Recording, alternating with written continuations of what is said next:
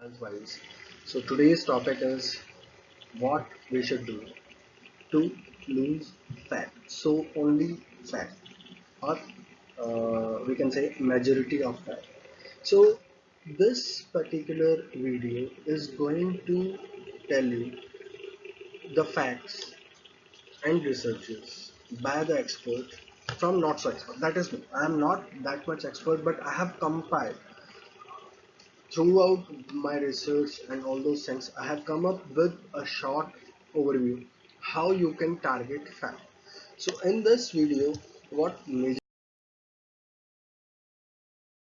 we will cover, what you will learn is how does the body makes energy. What are the two major categories of exercises? Now there are so many type of exercises, but we can broadly divide these exercises in two major categories. Then what exercise is suitable for you? Let's jump right in. So how does the body makes energy? Now there are two approaches. One is oxidative phosphorylation. Another one is glycolysis. Now these are the two methods through which the body is going to make energy. We have to make sure and we have to try to impose what method should our body take to create energy so that we can maximize our fat loss. So if you talk about oxidative approach, the fat is being used by 85%, glucose is used 15%, and in glycolysis, if you see, the glucose is being used 100%. And the main difference between these two are when your body is in resting state, when you are not huffing puffing, when you are not putting your body in so much of stress. Now, I'm talking about physical stress. Now, then the oxygen is readily available. You are breathing very normally. So there, the oxidative phosphorylation takes place. Then, if we talk about places where you are doing exercise, you are huffing and puffing, over there the glycolysis happens. Make sure we use those kind of exercise which are not going to put our body into the glycolysis state of energy transformation. So now let's, these are the two major variants how the body makes energy. Now let's jump right to the exercises. Now there are two kind of exercises, aerobic and anaerobic. The irony is the word aerobic which we know is actually an anaerobic exercise. So aerobic exercise is something where the oxygen is readily available. Anaerobic is where the oxygen is not readily available.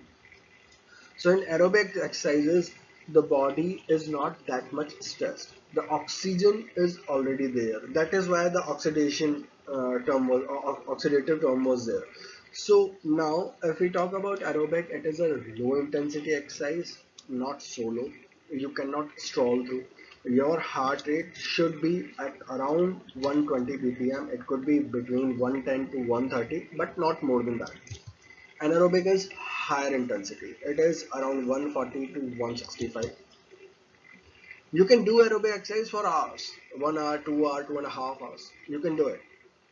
Anaerobic exercise, you can do maximum 30, 45. And if you are very fit, you'll go up to 60 minutes, not more than that.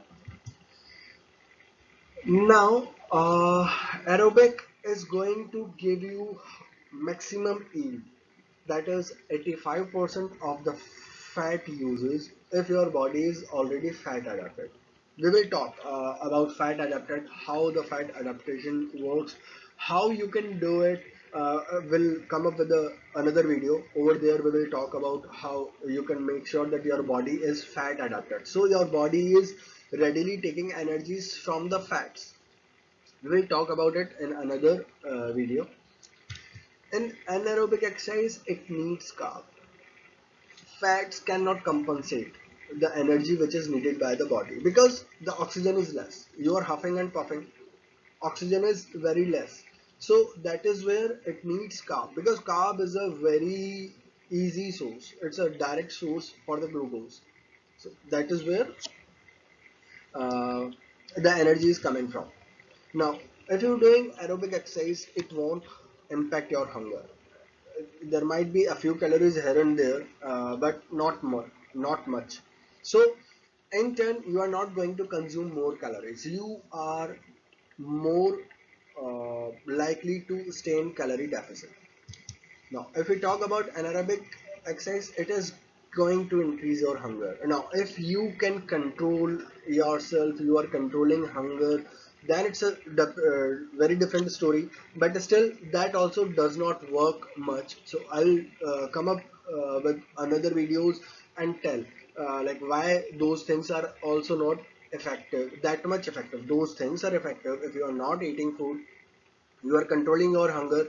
Definitely the effects will be there, but not that much.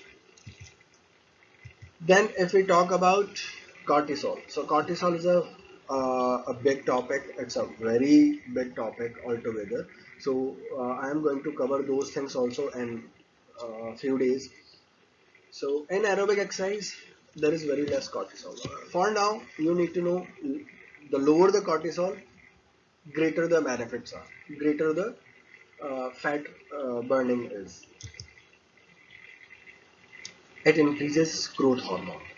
A growth hormone is a fat eating hormone and it has so many benefits. I am going to cover it with the cortisol because these two things are very much dependent.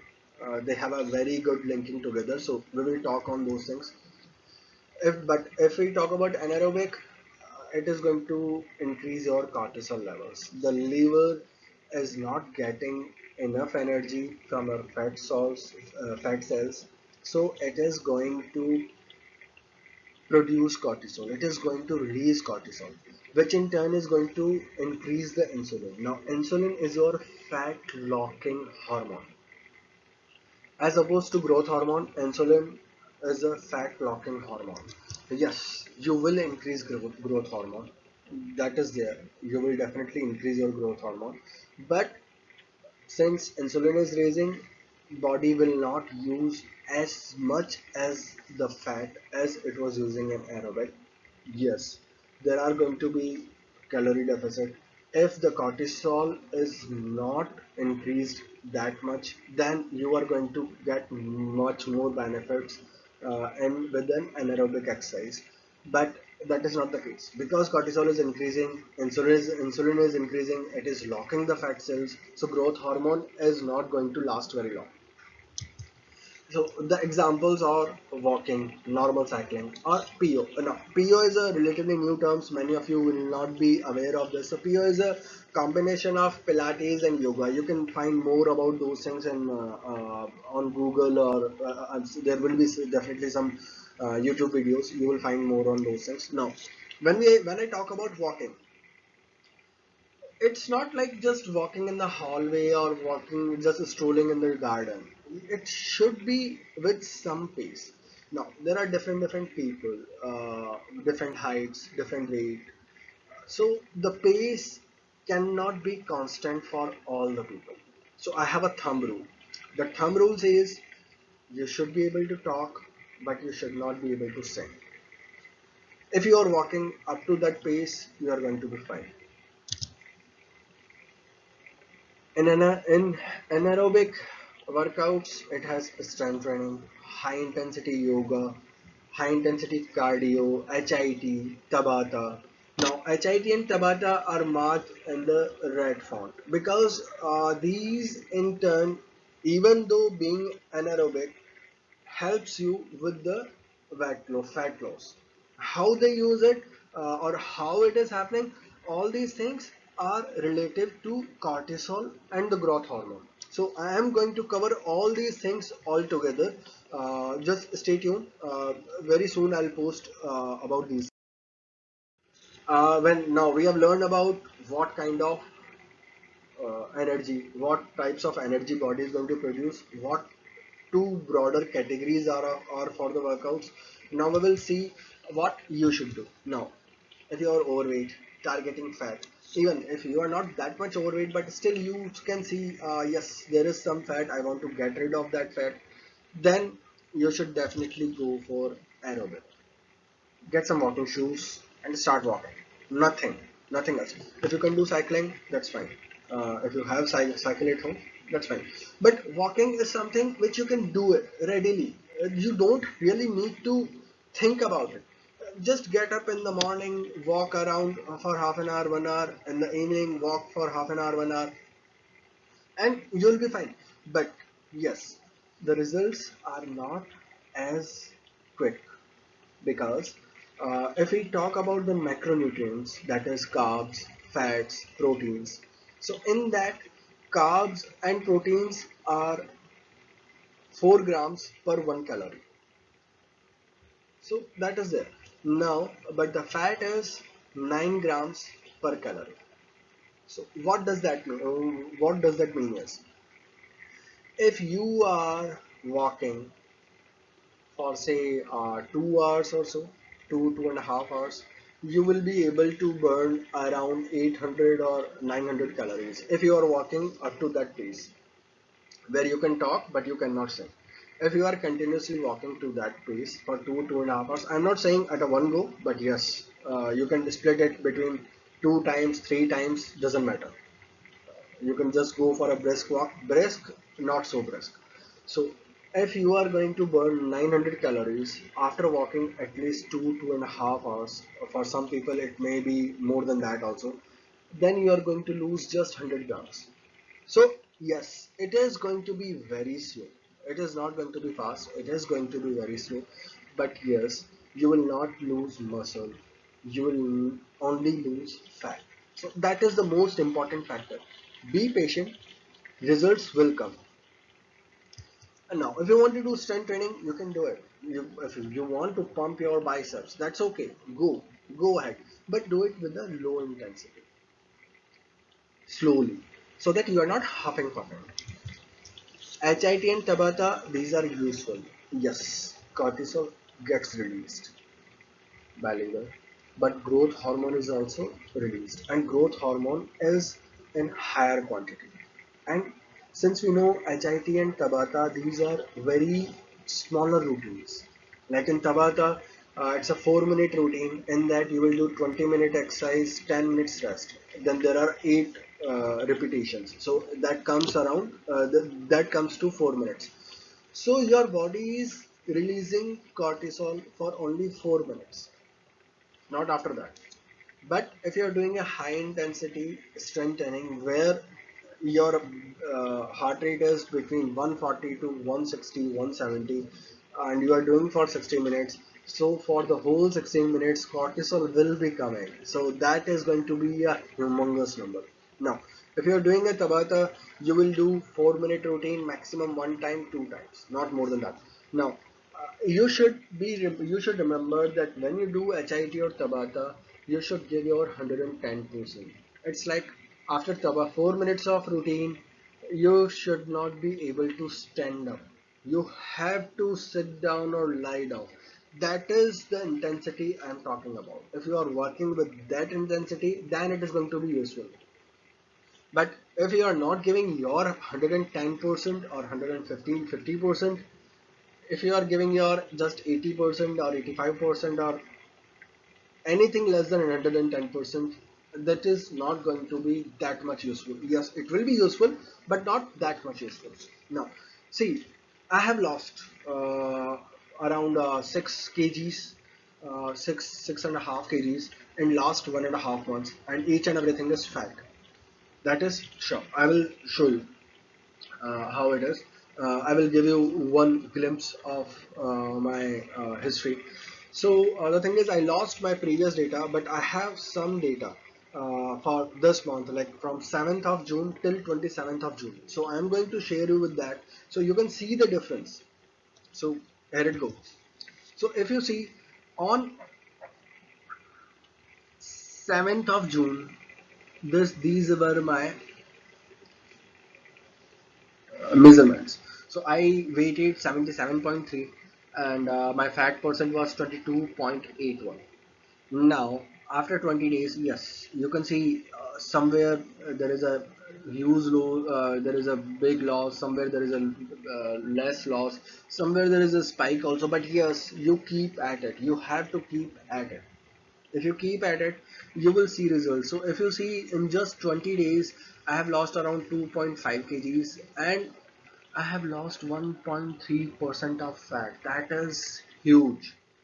Seriously, that is huge. Now I am going to share all these details. I'm going to make three parts of the series, in which I'm going to share all my experiments which I did in last 1.5 2 months, regarding my diet, regarding my patterns, regarding my workouts, what different things I did. I have not lifted a single dumbbell. I have not run a single mile. I have not done HIT or Tabata.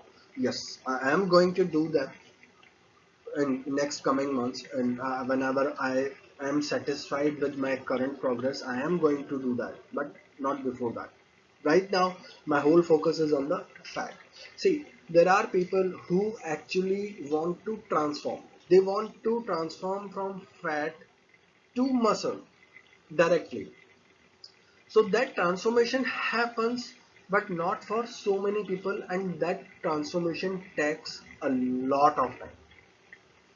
So it is always better to get your fat lower, not to the lowest level where you want to achieve, but yes, at least lower than 20 or in the range of 20s. So once you reach that particular level, after that you can start doing some strength training.